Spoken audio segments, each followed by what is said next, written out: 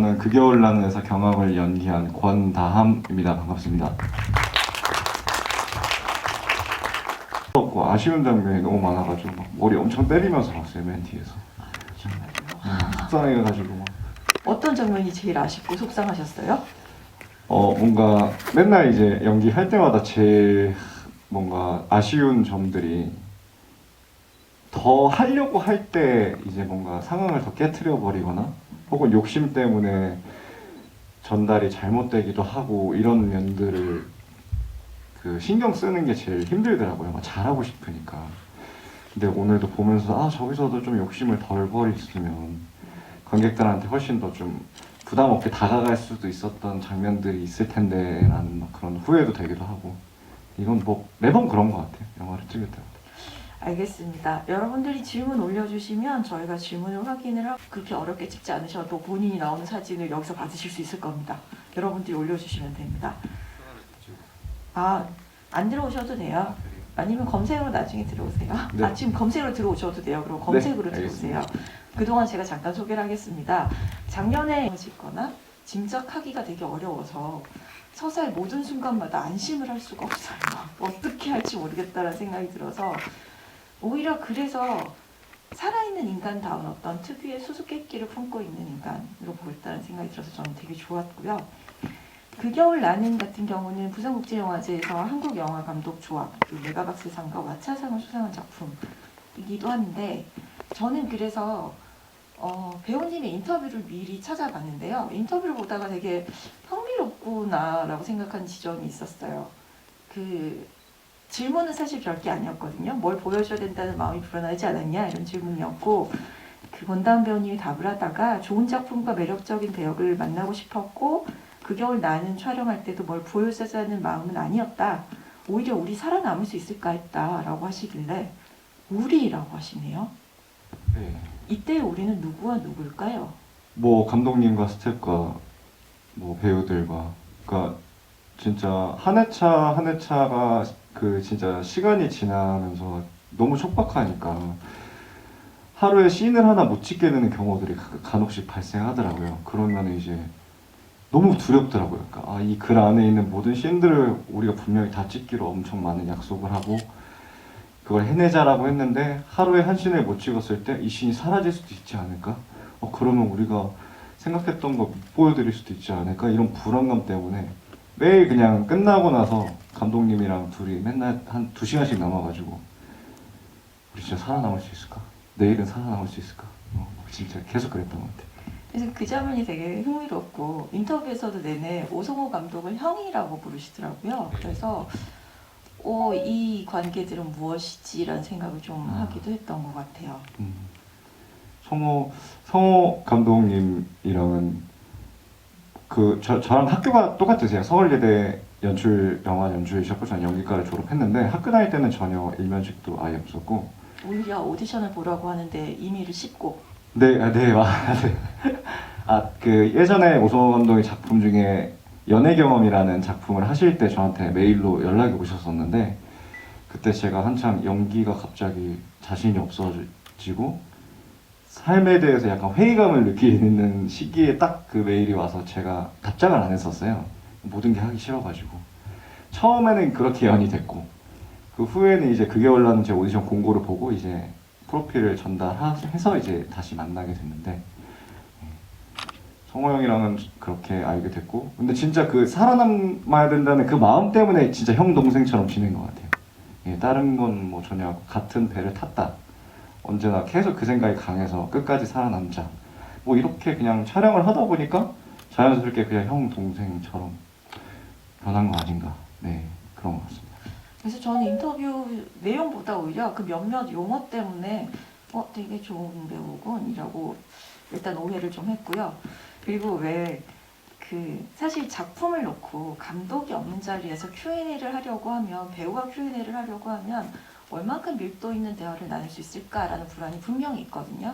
그리고 심하게 얘기하면 영화가 망해도 배우는 살아남는 경우들도 왕왕 있는데 그런 고민들을 하시면서 영화의 운명을 우리라고 얘기를 하셔서 담당자분은 사실 작품 하나에 집중하지 마시고 배우에 관련돼서 좀 전반적인 연기 이야기를 해달라고 하셨는데 사실 이런 배우라면 우린 이 작품에 대해서도 굉장히 여러 얘기를 할 수 있겠다라는 생각이 들기도 했어요.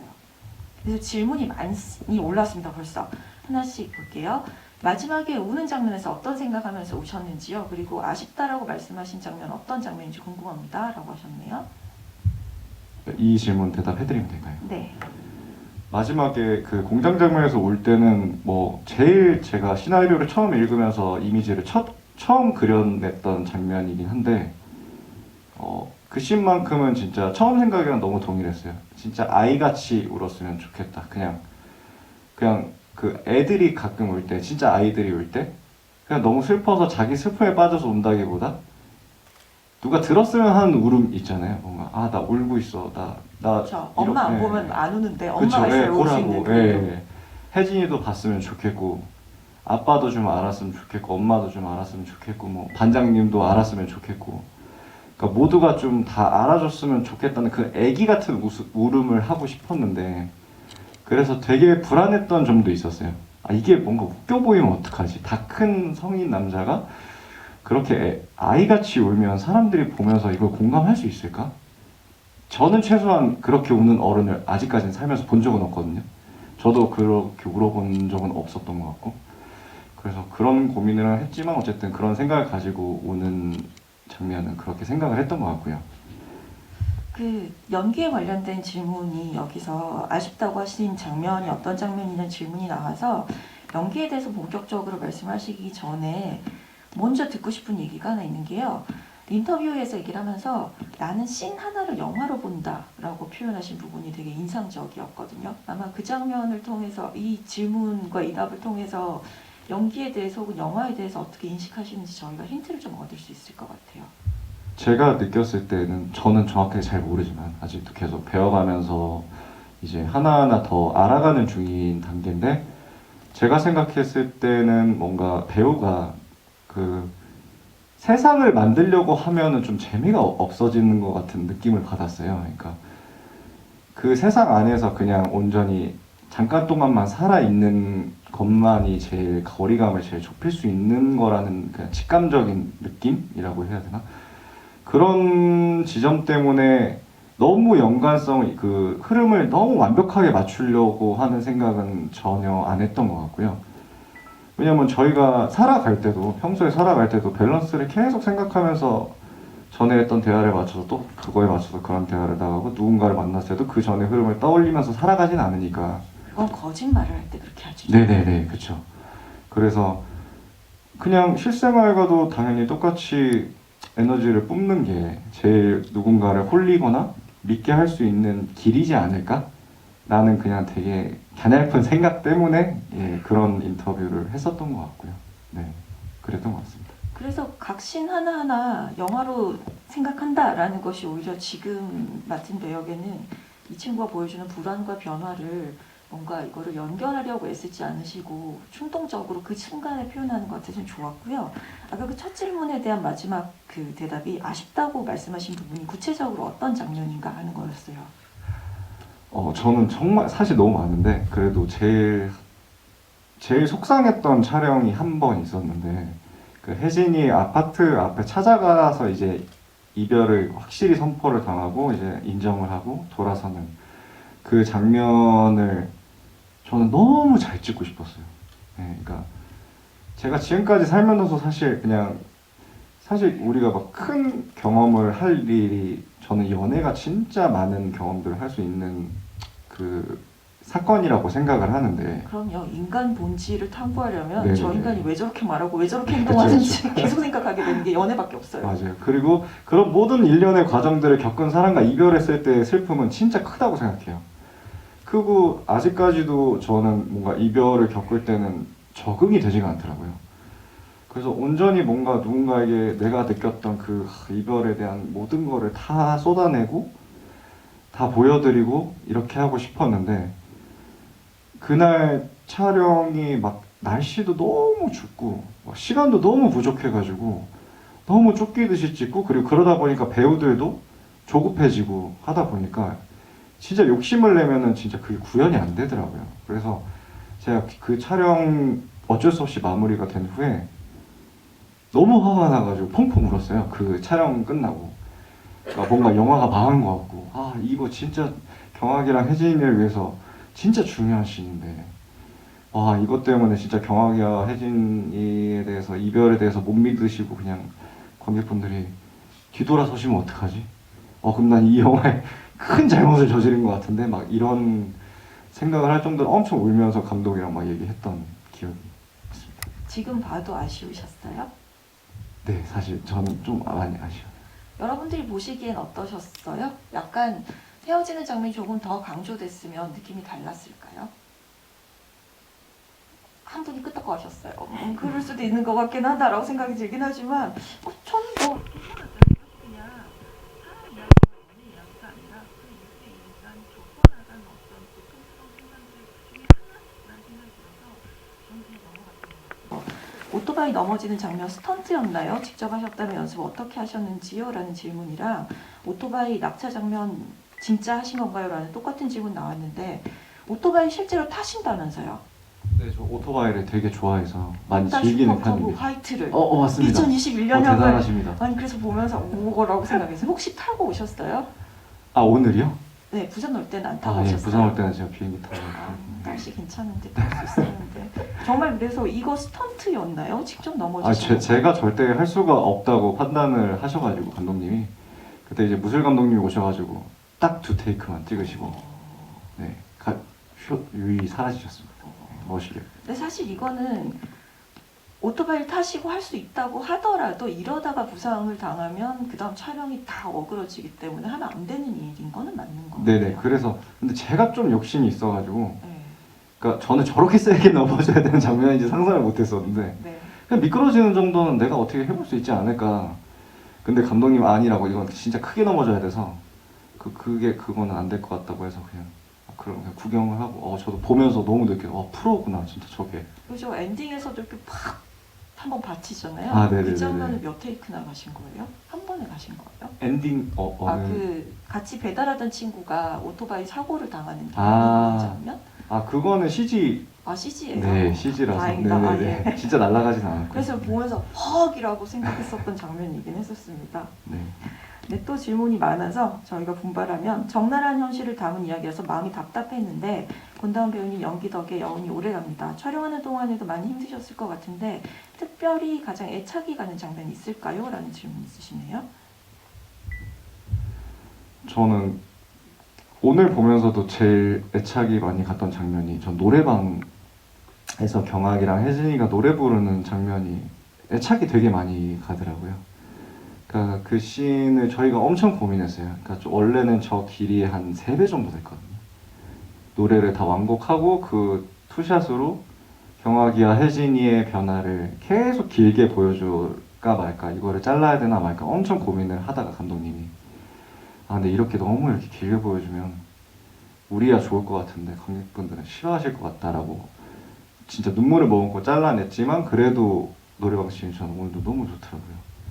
그 경학이와 혜진이의 관계도 보이고, 그리고 서로가 원하는 상황적인 것도 뭔가 눈이나 표정에서 그려지고, 그래서 뭔가 좀 저는 되게 많은 느낌이 드는 씬이 아닌가 개인적으로는. 그리고 찍을 때도 되게 다들 좋아했었던 것 같아요. 감독님도 되게 좋아했고 저도 좋아했고 혜진이도 좋아했고. 그렇군요. 배우님께서 생각하시기에 경학은 이후에 어떻게 됐을까요? 그 겨울 나는 점점점 그래서 어떻게 됐을까요? 저는 사실 이후에 어떻게 됐을 거라고 생각은 안 해봤던 것 같은데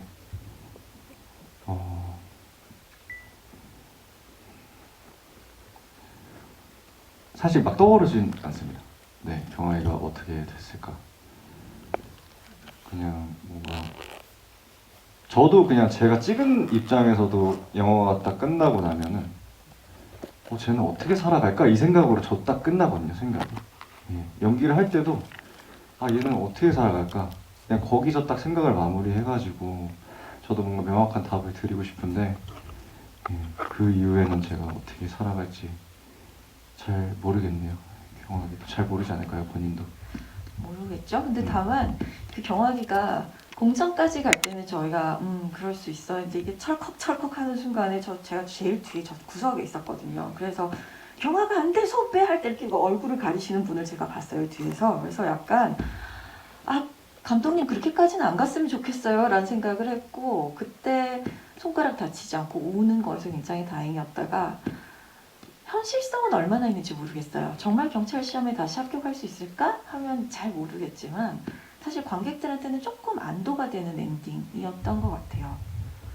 엔딩에 관해서도 진짜 많이 얘기를 했었는데 저는 경찰 공무원 시험을 다시 준비하는 게 별로 희망적이게 느끼진 않았어요, 사실. 그냥 배우로서 봤을 때. 그리고 현실로 봤을 때도 저는 경학이가 경찰 공무원 시험을 준비하는 게 저는 되게 슬펐거든요. 그러니까 얘가 선택할 수 있는 최선의 길이 다시 뭔가 공무원을 준비하는 게 이제 최대한의 현실적인 희망적인 메시지라고 판단이 되어서 그렇게 씬이 만들어진 것 같은데, 저는 그래서 볼 때마다 그냥 뭔가 경학이는 앞으로 잘 살겠다라기보다 뭔가 자신의 의지나 혹은 저항하고 싶은 에너지 같은 걸 약간 절제당한 느낌이 들고 순응을 한다는 느낌, 이미지가 좀 들어와가지고 되게 씁쓸하더라고요. 네. 제가 선택할 수 있는 게 저거밖에 없구나. 저는 보면서 경찰 공무원 다시 공부를 하는 그 느낌이 희망이라고 하기엔 좀 거짓말 같아서요. 이제 일이 익숙해졌고 약간 다른 뭔가를 할 수 있지 않을까, 뭔가를 준비해야 되지 않을까, 그냥 계속 이렇게만 살 수는 없지 않을까라고 생각할 때 어쩌면 취미생활로 끝날 수도 있는 공부지만 내가 좀 노력하고 있다라고 자기 위안에 가까운 어떤 시도 같았어요. 그래서 저만큼이라도 보여주신 게 감독님이 그나마 자상하셨어라고 생각했던 것 같습니다. 제일 어려웠던 장면이 어떤 장면인지 궁금하다라고 하시네요. 저는 오늘 보면서 새롭게 다시 기억이 났는데, 모텔에서 미성년자의 성매매를 이렇게 도와주는 일을 하잖아요. 그 장면에 대해서 엄청 고민을 했던 것 같아요. 그러니까 찍으면서도 이게 맞는 건가?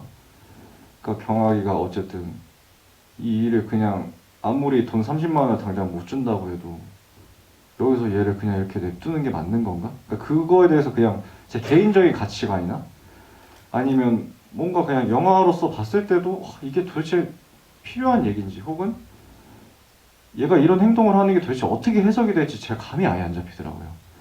그래서 최대한은 그냥 감독님이랑 계속 얘기하면서 경악이스럽게 행동을 하려고 했고 많이 고쳐가면서 하긴 했는데, 그 장면이 정말 그래서 되게 어려웠던 것 같아요. 그러니까 확신이 없었어요. 사실 납득이 안 됐던 거죠. 예, 납득이 안 될 수도 있고, 그러니까 만약에, 그러니까 보통 이제 거의 많은 배우들이 그럴 거라고 생각하지만 본인의 가치관이 투영이 될 수밖에 없다고 생각해요. 뭔가 상황을 이해하거나 아니면 뭐 대사를 할 때든.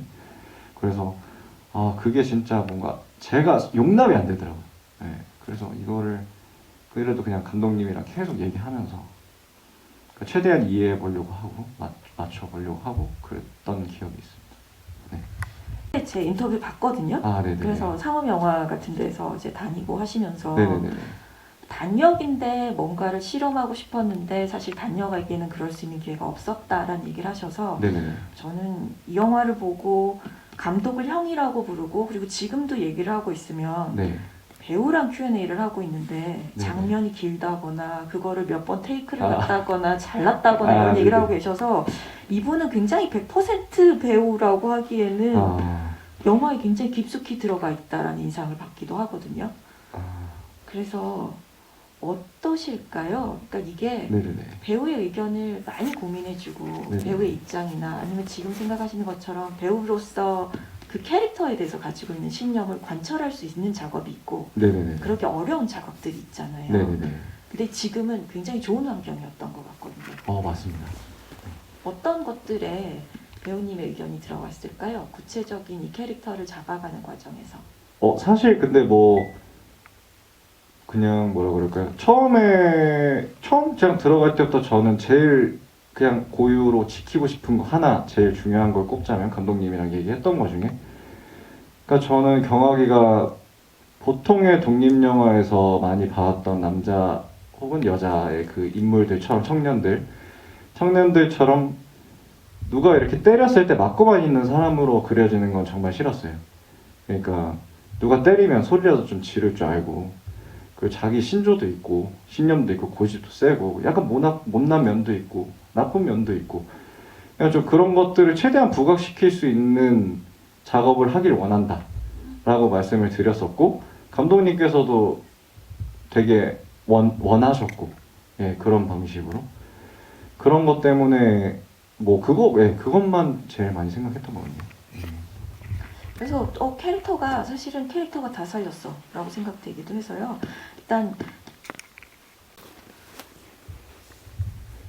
제가 제일 많이 생각했던 거는, 일단 첫 번째로는 새로운 걸 할 수 있겠다. 그게 제일 중요한 것 같고요. 지금까지는. 그리고 뭐 두 번째로는 인물로서 그냥 더 깊게 봤을 때, 캐릭터로 봤을 때는 내가 얘를 응원할 수 있는 캐릭터인가, 응원을 하고 싶은 캐릭터인가, 혹은 내가 편을 좀 들어줄 수 있는 캐릭터인가, 아니면 편을 절대 못 들어주겠는 캐릭터는 진짜 제일 못하겠더라고요. 뭐 그런 두 가지 정도를 제일 중요하게 생각하는 것 같습니다. 쉽지 않은 배우인데요. 이러면 약간 시나리오를 엄청나게 잘 써서 일단 배우를 설득하지 않으면 캐스팅을 할 수 없겠다라는 생각이 들어서 쉽지 않다라는 생각이 듭니다. 이 영화를 만든 오성호 감독 인터뷰를 봤었는데요. 감독님 인터뷰에서 얘기하셨던 게, 일단 영화를 만들게 된 건 건설노동 현장에서 작업을 하다 어금니가 깨지셨대요. 그래서 치과를 갈 생각을 하니까 너무 속상을 해서 집에 가는데, 그날따라서 배달 라이더 오토바이 소리가 너무 구슬퍼서 돈 없는 청년의 이야기를 해야겠다라고 결심했다라는 얘기를 하시면서, 권다함의 연기가 가장 빛나는 것은 영화의 후반부다. 특히 엔딩 장면에서 경악의 결기가 잘 보인다. 어떻게 그런 표정이 나올 수 있는지 점점점점 이런 얘기를 하시더라고요. 시나리오에도 없었고 권다함 배우가 오롯이 만들어낸 장면이다. 그런 게 영화적인 순간이 아닌가 싶다라고 하는데, 지금 이 감독님이 얘기하시는 엔딩 장면에서의 경악의 결기가 보이는 이 장면은 어느 장면이죠? 제가 알기로는 그 맨 마지막 장면에 기계를 찍을 때 그 호흡이랑 눈을 되게 좋아하더라고요. 예, 그냥 뭔가 되게 단단해 보이기도 하고 기계 같아 보이기도 해서, 원래 시나리오상의 엔딩은 그 장면은 아니었거든요. 네. 네. 근데 그 장면 컷을 되게 좋아해가지고, 그때는 사실 디렉팅은 딱 그거였어요. 모든 걸 그냥 다 생각하지 마시고 열심히 일해주세요. 네. 그래서 그냥 진짜 열심히 일을 하는 그런 장면이었던 것 같습니다. 그렇죠. 공장에서 기계를 마주하고 있는 장면이 몇 번 반복이 되는데, 처음에는 기계의 속도에 따라가지 못하는 인간, 그리고 기계를 통제하지 못하고 기계의 메커니즘을 모르기 때문에 어쩌면 손이 물릴 수도 있는 청년 같이 보였다가, 그때쯤 되면 그냥 이제 기계를 다스리는 인간, 그래서 낮 시간에는 머리를 비우고 이 일을 하고 대신에 이걸로 돈을 벌거나 이걸로 시간을 벌면 하고 싶은 일을 할 수 있는 어떤 사람처럼 보였어요. 알겠습니다. 하는 장면이 굉장히 인상적이었다라고 또 말씀하셨고요. 배우님이 생각하시는 가장 만족하셨던 장면이 뭘까요? 라는 질문은 아까 노래방 장면으로 저희가 대답을 하면 되는 걸까요? 네. 근데 노래방 장면이라고 대답을 하면 사실 또 생각나는 게, 배우님이 뮤지컬 특기 전형으로 진학을 하셨잖아요. 네, 맞습니다. 그 실력을 발휘하지 않은 노래방인 거죠? 네. 살살 부르신 거예요, 그러면? 진짜로 못 불러달라고 해서. 그래서 못 부르신 저 거예요? 그걸 쉽지 좋아합니다. 않잖아요, 근데 이게 사실. 열심히 해봤습니다. 근데 사실 그렇게 해도 잘 부르지도 못해요, 사실. 뮤지컬 특기 전형인데? 20살 때, 어렸을 때라 그냥, 네. 들어가자마자 연극만 했습니다. 연극이 재밌어가지고. 그래서 원래는 뮤지컬 배우가 되고 싶으셨는데 네. 나중에 연극을 했다라는 얘기를 하셨고요. 그러면서 또 되게 흥미롭게 제가 봤던 인터뷰 부분이 있었어요. 그 교수님이 쟤처럼 연기하면 3년밖에 못하고 그만둘 것이다 라는, 이게 언뜻 악담 같지만 사실 교수 입장에서는 학생의 맵집과 어떤 신뢰가 없으면 할 수 없는 얘기이기도 했거든요. 요거에 대한 얘기를 조금 관객분들한테 들려주실 수 있을까요? 그러니까 저한테는 되게 이게 딱 20살 때 일어났던 일인데, 그러니까 제가 그때 당시에 느꼈을 때, 처음 이제 연기과를 입학하고 했을 때 그냥 뭔가 제가 전반적으로 느끼기에 다른 친구들에 비해서는 좀 비교적 관객들을 잘 끌어들이는 것 같더라고요. 그러니까 연기도 좀 그냥 별로 너무 열심히 하지 않아도 그냥 다 괜찮다고 하는 것 같고, 그래서 제가 엄청, 그래서 그때가 어깨가 제일 높았을 시절이 20살이었던 것 같아요. 근데 이제 그때도 이제 그 말씀하신 교수님의 그 공연 팀이었는데, 이제 공연이 끝나면 합평회라는 걸 여세요. 그러니까 학생 한 명 한 명한테 이제 얘기하면서 어땠고 저땠고 뭐 너는 이게 좀 부족하고 막 이런 얘기를 하시는데, 이제 제 차례가 됐는데 교수님이 칭찬을 엄청 많이 해주시는 거예요. 나 다음에는 뭐 관객들의 느끼는 힘도 너희들보다 뛰어나고 뭐 딕션이나 이런 것도 엄청 좋고 막 이런 또 칭찬해 주시길래 전 또 어깨가 이만큼 올라가가지고 기분 좋게 앉아 있었는데, 그 말씀이 딱 끝나시고 근데 얘들아 걱정하지 마 이러시는 거예요. 그래서 다음이처럼 그렇게 가진 걸로만 계속 연기하면은 3년밖에 못해. 그리고 니네가 무조건 더 좋은 배우가 될 수 있어. 그러니까 열심히 해. 이렇게 말씀하시는데 저는 교수님 말씀도 무서웠는데 옆에 제 친한 동료들의 눈이 반짝반짝 하는 거예요. 방긋. 예. 그렇죠. 그래가지고 제가 그리고 바로 군대를 갔거든요. 이건 뭔가 충격을 너무 많이 먹어가지고.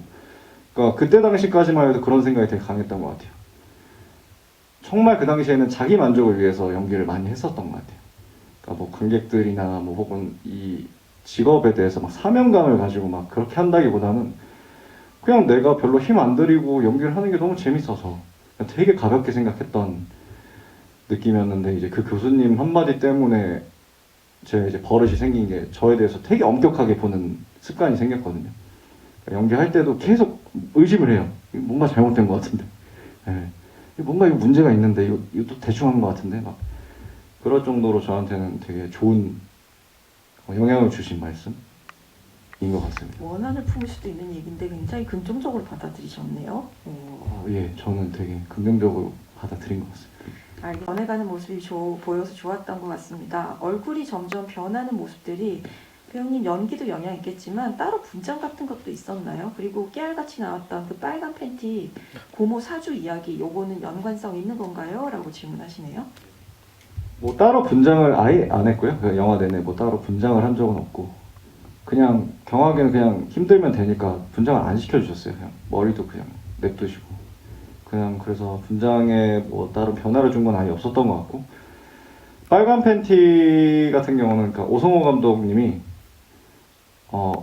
너무나도 그러니까 빨간 패딩, 빨간 팬티, 그리고 진짜 가방 물병에 물 높이 막 이런 것까지도 되게 많이 신경을 다 쓰시는 감독님이어가지고 빨간 팬티도 진짜 엄청 많이 의도하셨었죠. 그래서 촬영 때도 혹시라도 제가 움직이다가 팬티가 스쳐갈 수 있으니 그럴 거 우려가 되는 장면에서 빨간 팬티 입으라고, 그 정도로 엄청 의미를 많이 넣으셨던 소품인 것 같습니다.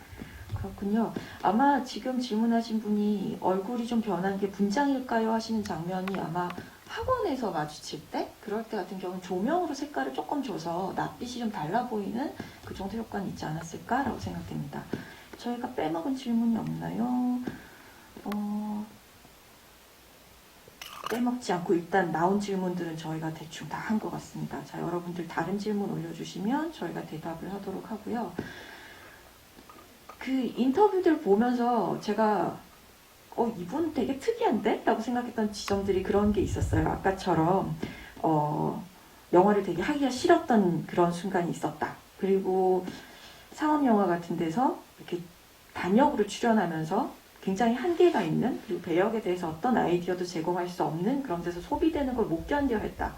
그 다음에 나온 게 친한 형들이 추천을 해서 단편 작업을 시작을 했는데 잘하는 배우들은 한 해에 20편도 찍는다는 말을 듣고 그걸 목표로 삼았다라고 하시길래 뭐예요? 왜 그러시는 거예요? 왜 이렇게 단순하게 그냥 확 달려드시는 스타일이신 거죠? 근데 저는 그냥 뭔가 목표를 세워야 좀 제가 많이 잘 움직이는 스타일이어서 되게 단순하게 그냥 계획을 세웁니다. 그냥 뭐 진짜 1년 단위로 되게 유치한 계획들을 세웠었어요. 그냥 뭐 막 단편을 처음 작업하다 보니까 아까 말씀하셨던 것처럼 어떤 배우님들은 막 1년에 막 단편 영화를 막 2, 30개씩 찍으신다고. 그래가지고 좀 뻥이겠지만 아, 그렇게 그래요? 찍는 분은 있는 것 같아요. 그렇죠. 그래서 뭔가 좀 그래? 그러면 나도 좀 어떻게 트라이 해보면 되지 않을까? 그래서 양으로 승부해보자. 양으로 승부해보자. 질보다는. 왜냐면 영화를 모르니까. 현장에서 배우자. 네, 현장에서 배우자. 난 진짜 아직 아는 게 없으니. 그래서 처음에는 진짜 그냥 20개 목표였고. 그래서 잃었고, 그 후에는, 10개로 줄여보자. 그 대신 영화제를 가보자. 오. 그게 어떻게 해야 내가 영화제를 가는지 모르겠지만, 그러니까 좀 더 집중을 할 수 있는 작품으로 뭐 10편을 줄여보자. 뭐 이런 식으로 해서 했고, 그 다음에는, 영화제도 갔다. 근데 메이저 영화제를 가보고 싶다. 그럼 메이저 영화제들이 좋아하는 단편 영화가 뭘까? 그 사람들은 어떤 영화를 단편 영화를 좋아할까? 그때부터 이제 취향이란 게 생긴 것 같아요. 그러니까 제 취향이 없었다 보니까 제가 영화 보는 그걸 잘 모르겠더라고요. 어떤 사람들이 뭘 좋아하는지. 근데 저도 이제 그래서 계속 알고 싶어서 영화제 가서 단편 영화 보다 보니까 제 취향이 생기고, 아, 나는 이런 영화를 하면 되게 잘 놀 수 있겠다. 라는 눈이 생기면서부터는 그다음부터 뭐 메이저 영화제는 단편 영화제 가고, 그 다음에는 뭐 장편을 찍어보고 싶다 해서 뭐 장편을 찍으면 주연을 하고 싶다. 아, 네네, 맞습니다. 네네. 그거는 달성을 하셨잖아요. 네네네. 그래서 2022년에는 어떤 목표를 세우셨나요? 사실 제가 진짜 현실적으로 목표를 세운 게 거기가 끝이에요.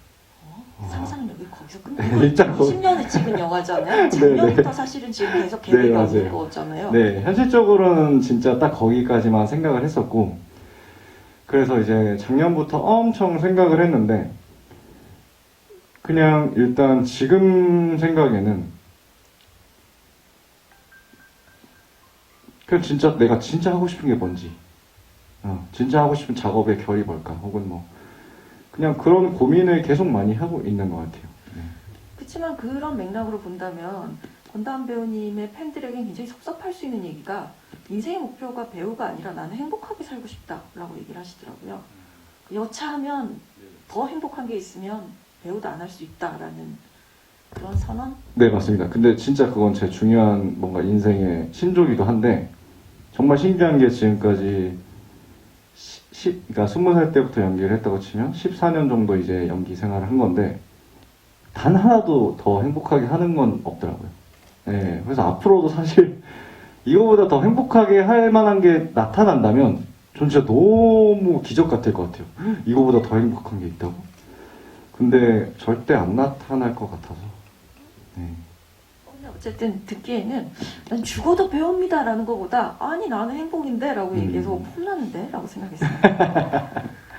질문이 그새 좀 올라왔는데요. 많은 특별히 호흡이 더 잘 맞았던 배우들이 있나요? 라고 질문하시네요.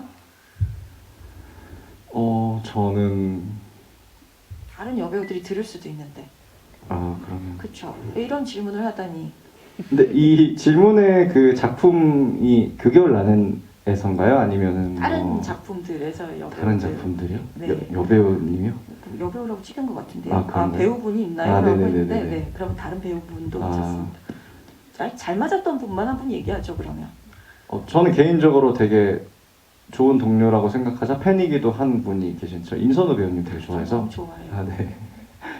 배우님 그냥 그 누나랑 작업하면은 저는 되게 재미있었던 것 같아요. 아쿠아마린에서 같이 작업을 하신 거죠? 네네, 처음 만났고 이제 굿타임에서 잠깐 만났고 그랬는데, 뭐 선호 누나도 너무 좋았고, 뭐 혜진이는 너무 좋았고요. 그쵸. 네네. 영화 속에서 혹시 경악이라는 캐릭터 말고 다른 캐릭터 탐나는 사람 있었나요? 네, 저는 그 김신비 배우가 연기했던 영민이 역할을 제가 하게 될 줄 알았어요. 처음에 오디션을 봤을 때.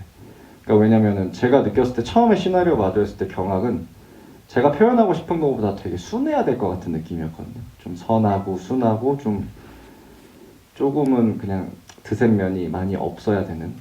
너무 나약하지 않나요? 네네. 전 지금의 약간 도끼가 있는 버전이 더 좋은 것 같기는 해요. 그래서 저도 그래서 오디션 볼 때 이건 나 안 되겠다 어차피 그런 생각이 들더라고요. 그래서 뭔가 왜냐면 그래서 품는 이미지가 저랑 이렇게 잘 맞는지 잘 모르겠어가지고 그러면 이제 영민이를 좀 하고 싶더라고요. 아예 그냥 확실하게 집약해서 보여줄 수 있는 캐릭터인 것 같아서. 그런데 3차 오디션까지 갈 수 있었던 매력이 뭐였을까요? 감독님한테 한번 그건 안 여쭤보셨어요? 성호 형이 오디션 내내 뭐라고 했냐면 당신이 되게 난 마음에 드는데 불안하다. 뭔가 너무 세 보이기도 하고 어떤 면에서는, 그리고 어떤 면에서는 약간 나빠 보이기도 하고, 그래서 연민을 이끌어야 되는 캐릭터인데 못되거나 혹시 너무 세거나 나빠 보일까봐 그게 걱정된다 하면서 3차까지 부르시더라고요. 3차에서도 또 그 말을 하시, 나 무료가 된다 이러면서. 그래서 무료가 되는데 왜 계속 불렀을까? 저도 그거에 대해서는 성호 형도 막 정확하게 뭐 잘 모르겠대요. 자기도 잘 모르겠는데 그냥 계속 저를 대조군으로서 놔뒀다고 하더라고요. 예, 그래서 3차 때도 남자 배우 2명, 여자 배우 2명 이렇게 남아 있었어요. 예, 그래서 아예 다른 캐릭터더라고요. 제가 만나봤는데 그렇게 하다가 이제 뭐 저도 잘 모르겠습니다. 아니 근데 다들 동의하시지 않나요? 너무 유순한 캐릭터였으면 엄청난 피해자로만 보여서 저희가 오히려 몰입하기 좀 어려웠을 것 같다라는 생각이 들기도 합니다. 택배 기사 역할이셨는데 오늘 영화는 핸드헬드가 많았던 것 같고 굿타임은 제가 설명 못하겠지만 앵글이 다양했던 것 같습니다. 연기할 때 달랐던 점이 있으신가요? 라고 쓰신 다음에 택배 기사가 아니라 배달 직원이요 라고 다시 하셨는데요. 배달 역할 앵글이 다양했던 것 같다? 뭐 앵글은 이번 영화도 다 다양했던 것 같아서 이라고 다시 생각하고 있습니다. 아니면은 그 두 작품에서 연기할 때 달랐던 점을 택배 말씀하시는 겁니다. 그러게요. 어떤 질문인지 사실 문장을 정확하게 이해를 못하겠습니다만 연기하실 때 달랐던 게 있을까요? 자, 다른 질문을 먼저 할까요? 삭제된 장면 중에서 아쉬운 장면 있으십니까? 그냥 근데 저는 사실 삭제된 건 다 아쉬워가지고 3시간짜리 이렇게 편집본 감독판 이런 거 나와야 그래서 되겠는데요? 진짜 감독님이랑 저랑만 원하는 그 겨울난을 했으면 진짜 3시간이 넘을 수 있을 것 같아서 근데 아쉬웠던 지점이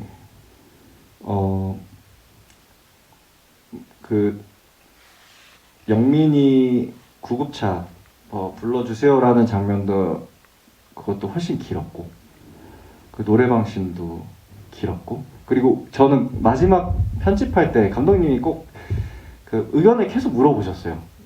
이렇게 편집하는 게 어떠냐? 이게 좋은 거 같냐? 뭐 저기 좀 뭐 이런 식으로 그냥. 전 그 작업이 좀 궁금해요. 보통 배우들하고 그렇게 작업하진 않거든요. 네, 그쵸. 저도 처음이었어요. 예, 이렇게 뭔가 그런 것까지 디테일하게 여쭤보시는 감독님은 되게 오랜만이어서. 크레딧 하나 더 달라고 하지 그래. 아니에요. 근데 이제 성호 형은 그런 마음이었던 것 같아요. 정말 영화를 위해서 진짜 최선을 다하거든요. 모든 방법을 다 동원하고. 그래서 어떤 게 맞는지 고민돼서 저한테 물어본다기보다는 답은 정해져 있어요.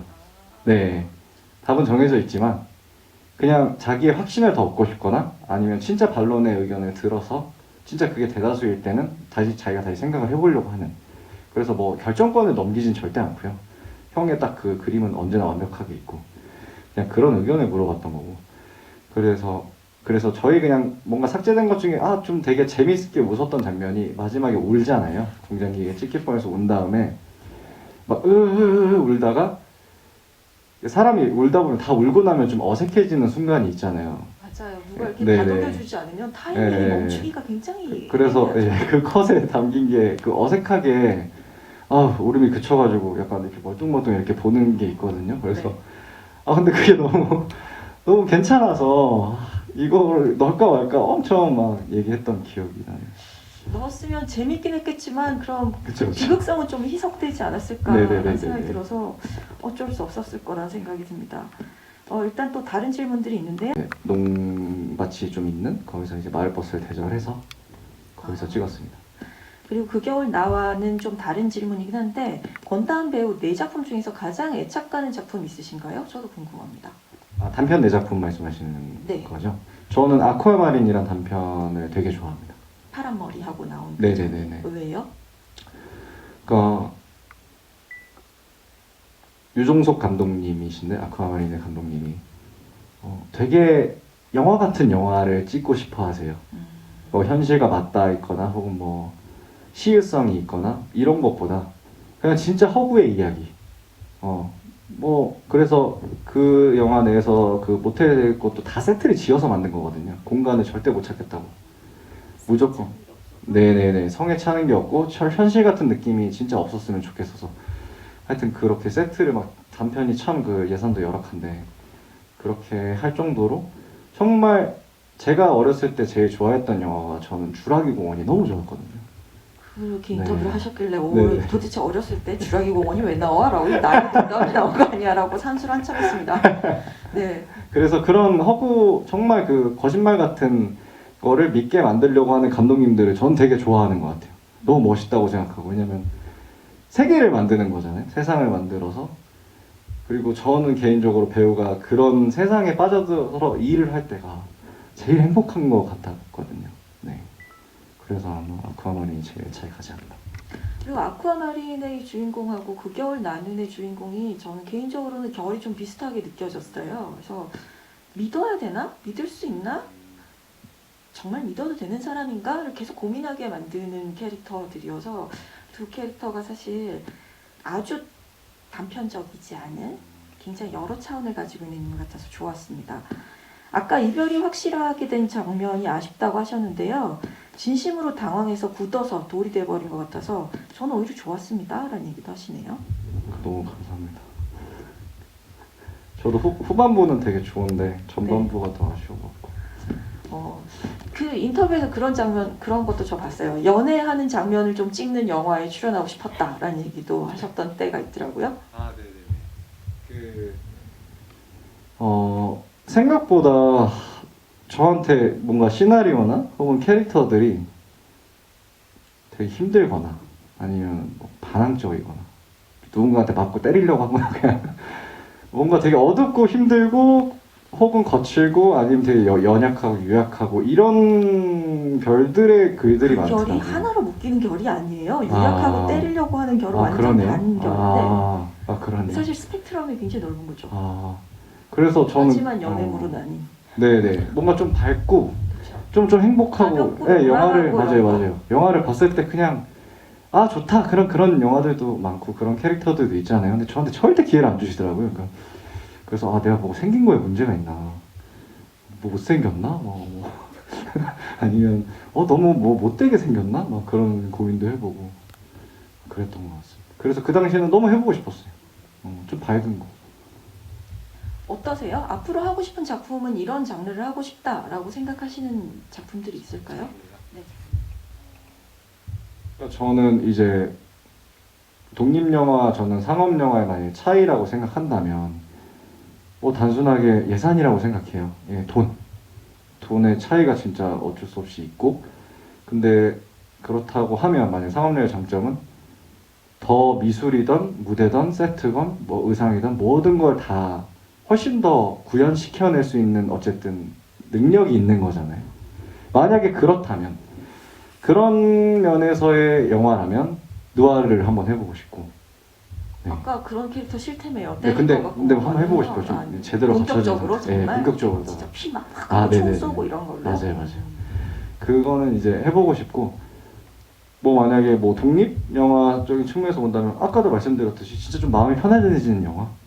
네, 마음이 편안해지고 좀 그냥 우리가 너무 긴장하지 않고 봐도 되는 영화 혹은 뭐 고통스러워하지 않고 봐도 되는 영화 이런 거를 좀 해보고 싶은 욕심이 있긴 합니다. 알겠습니다. 그러면 오성호 감독님은 또 다른 거 보니 뭐 코미디나 스릴러 같은 거 하고 싶다라는 인터뷰 하셨던데 오성호 감독님하고도 다시 작업할 수도 있을까요? 근데 제가 알기로는 오성호 감독님의 스타일이 전작의 주연 배우를 절대 출연시키지 않더라고요. 네, 언제나 그랬던 것 같아요. 괜히 열심히 했네. 이렇게 열심히 했는데 편집하는 것까지 옆에서 봐주면서 얘기를 했는데 그래서 뭔가 그것도 어쨌든 뭐 형의 그 의도한 거 같진 않고 네. 아무래도 뭔가 되게 다른 결의 사람을 만들거나 혹은 다른 인물들을 하고 싶으니까 그런 거 아닐까 네, 그렇게 생각합니다. 연기는 어떠세요? 연기를 하고 싶었는데 집에 얘기를 못하다가 고등학교 2학년 겨울에 가출해서 선언을 하셨다라는 인터뷰도 굉장히 재밌었거든요. 네네. 이것도 별말을 다 했네요. 네, 그러니까 굉장히 많이 하셨더라고요. 이 이야기는 관객분들이 재밌어 하실 것 같아요. 이게 재밌을 수 있으나 근데 네네. 그 가출의 이유나 혹은 뭐 이런 거 무슨 그러니까 제가 사실 뭐 못 믿으실 수 있겠지만 되게 어머니 말씀, 아버지 말씀을 되게 잘 듣고 되게 순종적인 아들이었습니다. 그리고 기대에 부응을 충분히 잘해내는 공부도 되게 잘했었고 막 전교등수에 들었었던 학생이었는데 근데 이제 또 너무 옛날 얘기부터 다 얘기해도 되나요? 네, 괜찮아요. 네. 자, 전교 6등 하셨다가. 아 맞습니다. 네. 네네. 그랬다가 이제 그때 이제 그러던 와중에 진짜 근데 사춘기가 좀 지나고 하니까 내가 진짜 별로 공부를 엄마 아빠를 위해서 좀 하는 것 같다는 느낌이 좀 들어가지고 근데 왜 살지? 막 이런 생각을 많이 했던 것 같아. 그때 한참 그런 생각을 많이 하니까 그러다가 이제 뭔가 가슴속에 뭔가 답답한 면이 있었는데 우연히 이제 뮤지컬 공연을 학교 방학 숙제 때문에 보러 갔는데 배우들이 막 표출을 하는 것들이 너무 멋있더라고요. 그러니까 저는 어렸을 때부터 좀 그렇게 생각했어요. 사람은 화가 나도 화를 참아야 어른이고 슬퍼도 울지 않아야 그게 뭐 멋있는 사람 뭐 어른이다 막 좀 그런 이미지를 제가 교육을 받은 건지 아니면 제가 그걸 원했던 건지 모르겠는데 그러다 보니까 표출을 하는 거를 되게 어려워했어요. 너무 어렵고 잘 못하겠고 어색하고 근데 그 공연을 한번 보고 야 표출하는 게 너무 행복하구나 너무 재밌는데 별로 그렇게 막 이상하지 않구나 표출한다고 해서 그런 생각을 이제 가슴속에 품고 있다가 아무래도 이제 어머니 아버지가 너무 엄격하시니까 말을 못하고 있다가 고등학교 2학년 때 참 아버지에게 너무 안 좋은 일이 한번 일어났어요. 그러니까 아버지가 교통사고를 당하셨는데 이제 겨울에 무릎이 다 으스러질 정도로 되게 크게 부상을 당하셔가지고 이제 어머니랑 저랑 의사 선생님 불러서 갔더니 아버지가 수술을 하면 다시 걸을 수도 있지만 다시 못 걸을 수 있는 확률이 좀 더 높다. 그러니까 준비를 하시거나 그런 마음의 준비를 좀 하셔야 된다. 그때 제가 진짜 철이 없었던 게 그걸 들으면서 첫 번째 드는 생각이 아버지 너무 속상하다. 두 번째는 아버지가 가장이니까 그리고 내가 장남이니까 아버지가 만약에 일을 못하시게 될 경우에는 내가 일을 해야겠네. 그럼 세 번째는 제가 벽돌 공장에서 막 벽돌을 찍는 상상을 했어요 혼자. 그러면서 이제 내가 집을 책임져야 되는구나. 근데 나 연기하고 싶다고 말도 못 해봤는데 큰일 났네. 그냥 그런 고민을 하고 있다가 집에 가만히 앉아있다 그냥 집을 나갔어요. 답답해가지고 엄마 아빠한테 뭐 얘기도 못하겠고 사정도 안 좋고 지금 막 아버지가 막 수술하시고 이러신데 그래가지고 집을 나가가지고 근데 너무 충동적으로 나와가지고 돈도 없어갖고 잠깐 찜질방 갔더니 돈이 많이 사라지고 친구 집 갔더니 이제 친구 어머니가 별로 안 좋아하시는 것 같고 그래가지고 막 어디 가지 하다가 청소년 쉼터 같은 데 갔더니 막 거기 막 사유랑 쓰고 이렇게 하면은 재워주더라고요. 그거 하기 전에 어머니가 굉장히 결단을 하나 내리시죠. 되게 디테일하게 읽으셨군요. 그럼. 저희 어머니도 강단이 정말 있으신 분이어서 제가 가출한 날 핸드폰을 정지시켰습니다. 친구들과 연락할 수 없도록. 두절되고 고립되게. 하지만 저는 굴하지 않았죠. 근데 어제 청소년 쉼터까지 갔는데 이제 막 뭐 이렇게 연휴 쓰고 언제 돌아갈 건지 약속을 하면은 쉬어도 된다. 그래서 그러면 여기 잠깐 있어야겠다 했는데 방에 들어갔는데 그 당시에 고등학생이었는데 중학생인지 초등학생인지 모르겠는 어떤 염색한 아이가 담배를 피고 있더라고 방 안에서. 그래서 여기 있으면 안 되겠다. 이거는 진짜 답도 없겠다. 이거는 아닌 것 같고 그래서 나와가지고 진짜 갈 데가 없어가지고 아버지가 수술해 계신 병원에 그냥 가서 보호자라고 하고 새벽까지 기다렸다가 잠이나 자고 나와야겠다 그냥 그렇게 해서 이제 병원에 갔는데 이제 새벽 혹시 아버지가 깨 있으실까 봐 3시까지 기다렸다가 들어갔는데 아버지가 정문에서 휠체어를 타고 기다리고 계시는 거예요. 휠체어 막 수술 막 하신 상태로. 그러니까 혹시 제가 올까 봐 그래서 제가 그걸 보고 무너져가지고 너무 죄송스러워가지고 막 엄청 울면서 나 사실 연기가 하고 싶었는데 막 얘기 못하고 굉장히 시네마틱한 순간인데 거기서 아빠가 연기를 하고 싶다라고 얘기를 하다니. 그렇게 연기를 했더니 그러니까 어떻게 보면은 저한테는 되게 부모님한테 처음으로 내가 진짜 하고 싶은 거를 얘기한 순간이 진짜 그때가 처음이었던 것 같아요. 정확하게 얘기했던 게. 근데 그랬더니 되게 쉽게 그럼 그냥 그걸 미리 얘기하면 되지 뭘 그렇게 얘기를 하지 왜 가출을 하니 이렇게. 그니까요. 왜 그 얘기를 하면 되지. 근데 그렇게 돼서 그때부터 이제 연기를 시작했죠. 되게 극적이어서 이 이야기를 보면서 되게 사실 연기가 남들이 생각하는 것보다 힘들잖아요. 그리고 작품과 작품 사이를 버티려면 네네네. 자기 확신이 없으면 또 되게 고민스럽고 자존감 깎아놓는 순간들이 있게 마련이라서 아, 네네네. 어떻게 버티세요? 라거나 혹은 저는 배우분들이 오시면 그럼 취미는 뭐예요? 라고 여쭤보거든요. 네네네. 어떻게 하면 좀 더 긍정적으로 시간을 버티고 싸울 수 있을까라는 질문을 하는데 네네네. 이런 대단한 드라마를 가지고 연기를 시작하셨으면 별로 걱정 안 해도 되겠다라는 생각이 들어서 저는 흥미로웠어요.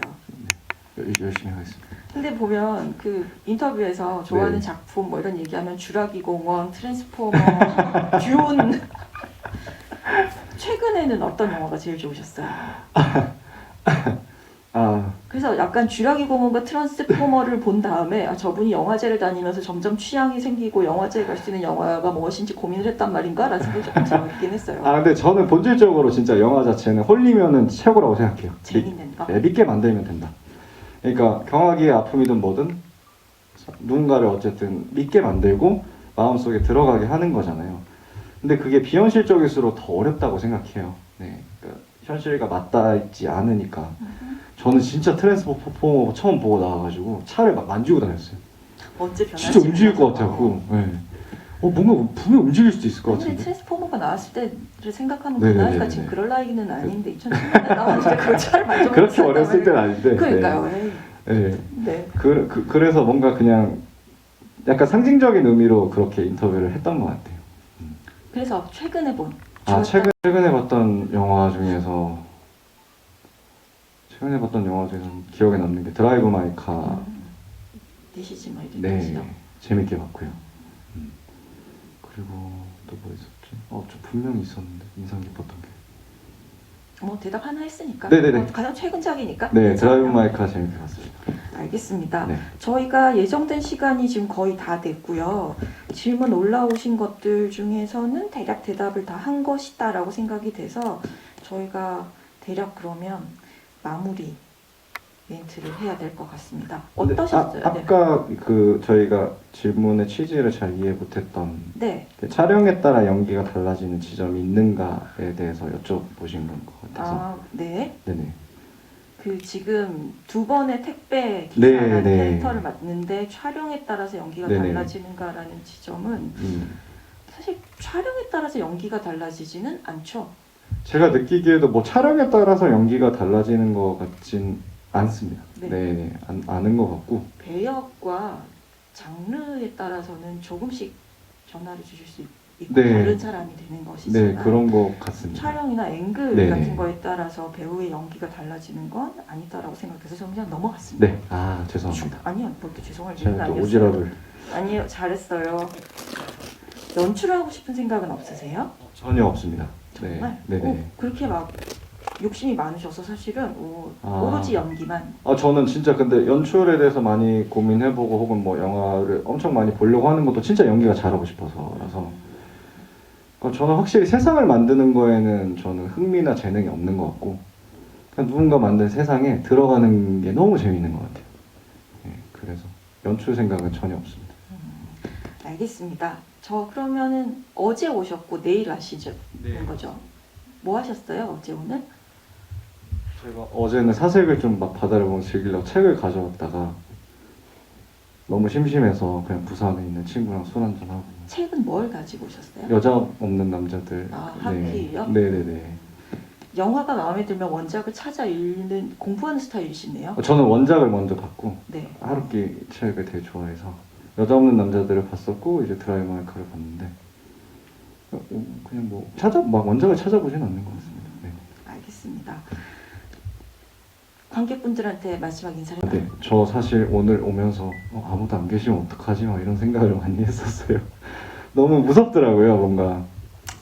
그러니까 그겨울 나는을 보러 와주실까? 혹은 나라는 배우를 잘 모르실 텐데 관객분들이 오실까 했는데 맨 뒤에서 앉아 계신 거 보고 아까 진짜 눈물이 날 뻔했어요. 너무 감사드리고 너무 뭔가 가끔씩 저는 이런 기회에서 이런 광경을 제가 보거나 느꼈을 때 앞으로 연기를 할 수 있는 에너지를 한 5년 정도는 내가 얻은 것 같다라는 생각을 많이 하거든요.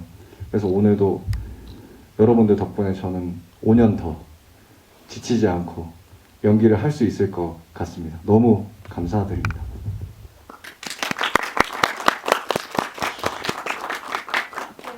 오미크론이 이제 순서를 기다리는 타이밍에 가까워서 안 그러면 제가 평소에 마스크 잠깐만 벗어주세요 하는데 오늘은 안 되겠죠. 좀 이상하게 거리감이 없더라고요. 그냥 저한테 되게 많은 의미가 있는 말인데 내가 꼭 잊지 않을게.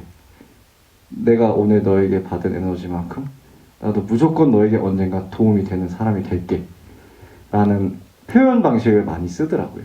그래서 그런 것 같습니다. 네. 저희가 믿고 애정을 쏟아부으면 언젠가 보답할 배우일 거라고 생각합니다. 큰 박수 부탁드립니다.